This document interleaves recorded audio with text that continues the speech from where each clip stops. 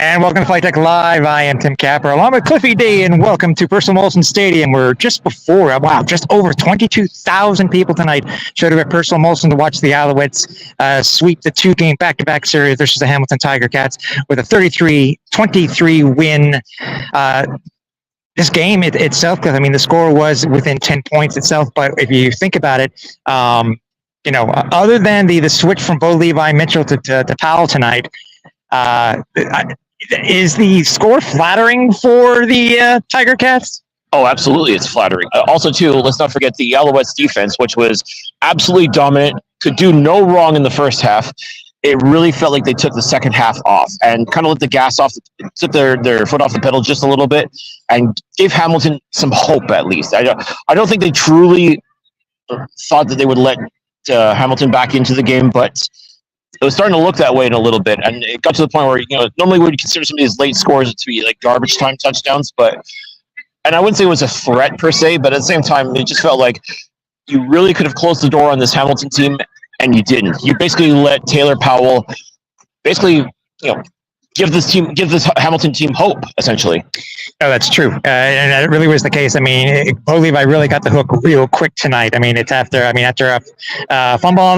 That's so funny. A fumble on the opening drive by Tuck, which I guess is that the football gods making it up for last week, or actually getting it right? I have to wonder. It's interesting that James Tuck, who was involved in the non-fumble last week at Tim Hortons Field, which essentially was basically thrown out the door by the command center, and we know what a sparkling reputation the command center has had over the past week and a half. Yeah, I got some comments from Coach Moss tonight, which I will talk about on the podcast. It was quite interesting to say the least. So, and then Bo Levi throws the interception, and then he got the yank.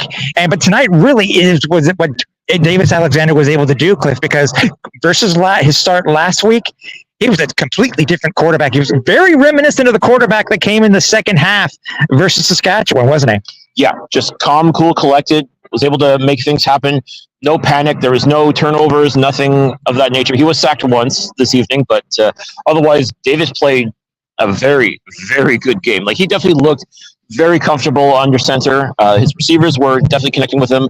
Made great use of Walter Fletcher in the backfield. He owned this game. It's almost as if, though, maybe being inspired by playing in front of over 20,000 fans here at Percival Molson Stadium. Like, I guess to him, there's no place like home. No, not at all. I mean, and what's funny is how this game actually started off at the beginning. Right before the national anthem, it just started. It was shades of yesterday. Those of you who don't know, the tropical storm came through here, Montreal, yesterday, and dumped upwards of, I think it was 140 some odd millimeters, which equals to just over 6 inches of rain yesterday. And the way that it just came down in droves, everybody was scurrying to get underneath cover or into the concourses, but didn't last long. Would have been a very interesting type of game if we had to play in that type of environment. Yeah, I think we definitely would have seen even more of Walter Fletcher, if that's even possible, or even Joshua Nansui. I think we definitely wouldn't have seen the aerial attack that we would have from Davis. And while we're talking about aerial attack, can we talk about that absolute dime that he threw to Charleston Rambo? Yeah. Oh my. Like, you talk about La Bomba, that was just a work of art. Absolutely incredible throw. And he just hucked it. He literally hucked it downfield. I forget how long of a pass that was, but Charleston Rambo just all day long he was able to. I think it was 50. I have to double check his actual stats here. It does say the longest here for Davis. For some reason that's so weird it doesn't. But anyways, we'll talk about what the actual stats are on the podcast on Wednesday. By the way, speaking of Davis Alexander, Cliff, 17 to 24, 247, two touchdowns. By the way, we're talking about Rambo. Both of them went to Charleston Rambo. Both of them going to him on his birthday. Mm-hmm. What a great birthday present. I'll say. I mean, despite the rain, I mean, once that cleared up, I mean, I don't think you could imagine a better birthday scenario for Charleston Rambo. His first year here with the Alouettes, fitting in very nicely. Davis Alexander and him obviously have a great connection. The hands on Charleston Rambo for a couple of those catches earlier this evening. holy geez. I mean, this guy is a stud, absolute stud. Now, the Alouettes did not come away unscathed, unfortunately, early in the first quarter. Tyson Philpott went down to a lower leg injury. Ended up coming back onto the field afterwards in a walking boot. We can only guess what it will be. I'm sure the team will update us, and if it is for an extended period of time. But with all honesty, seeing a boot like that kind of reminds me shades of Tyler Snead, but we'll find out. Here's hoping not, because, I mean, as valuable a member of this organization as Tyson Philpott is, to have him be in the same boat as Tyler Snead, who still is on the 6-game injured list. I mean, we do not want that for Tyson Philpott.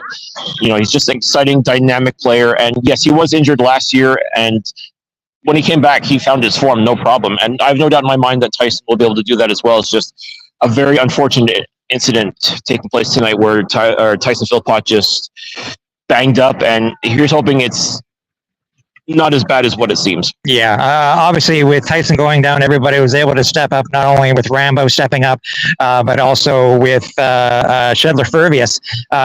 He was able to stand up tonight also, and just, again, we talked about before, we talked about with Coach Postgame also, these guys coming out of the hangar and being able to, next man up.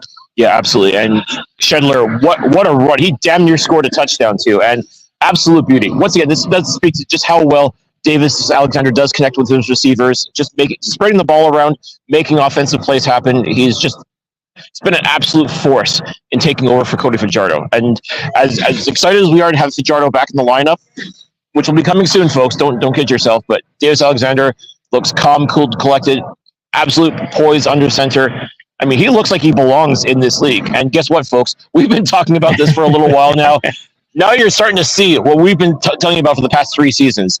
Davis Alexander is the truth. Yeah, for the day, Charles Rambo led the team in receiving, 8 targets, 6 receptions, 124 yards, 2 touchdowns. Also, finally, it seems it's something that we've been talking about for the last couple of weeks. The running game did get going tonight. It just wasn't Walter Fletcher out of the backfield on a screenplay, but Fletcher led the team 8 attempts for 53 yards. But other than that, I mean, we had others who backed him up, so it just wasn't all Fletcher tonight. No, Josh Renant, we got a couple of nice runs in as well. Sean Thomas Erlington basically slammed the door on his former team, the Hamilton Tiger Cats, towards the end with less than 3 minutes to go. They were handing him the rock, basically just to kill some time, and he had a couple of nice scampers too that just basically salted this game away for the Montreal Alouettes. Yeah, and obviously we can't finish up tonight without talking about the defense. It started obviously early on when it came to the fumble recovery for the Alouettes, and then also the interception. It was a guy who's been quite a bit of a ball hawk this year, when hasn't it been, when it comes to getting his hands on the ball? Oh, absolutely. Darnell Sankey has just been, he is that guy, 100%, and just absolutely phenomenal play. I mean, let's not forget too, this Montreal Alouettes team, they just found every single way to score too. I mean, other than a defensive touchdown, I mean, we saw everything tonight. We saw a field goal, we saw a safety, we saw a rouge, saw tutties, obviously.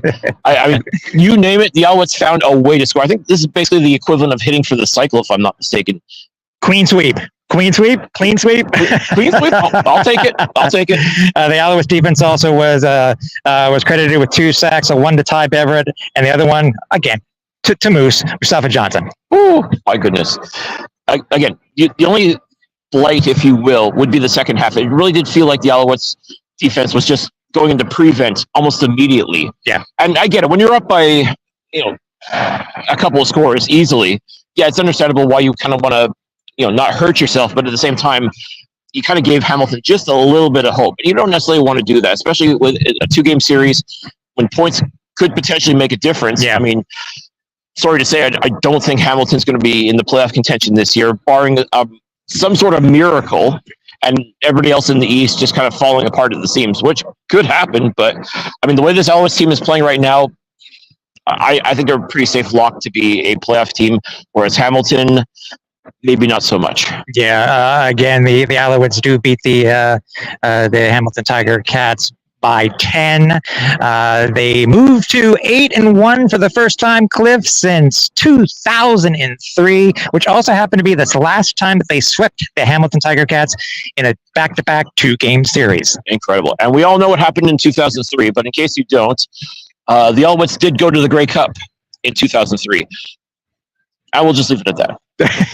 It's actually funny. We were talking to Coach Moss. He kind of reminded us what happened. So yeah. Rub it in, Coach. Why don't you? It's all good. Yeah.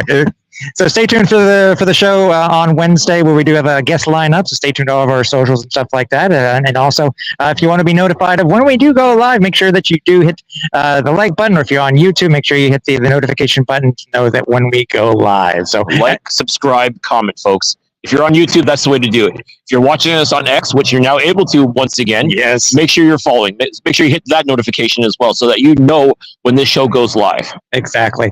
So again, for the last time here at Percival Molson Stadium, where the Alouettes do beat the Tiger Cats 33-23 for Cliffy D. I'm Tim Capper. Talk to you soon.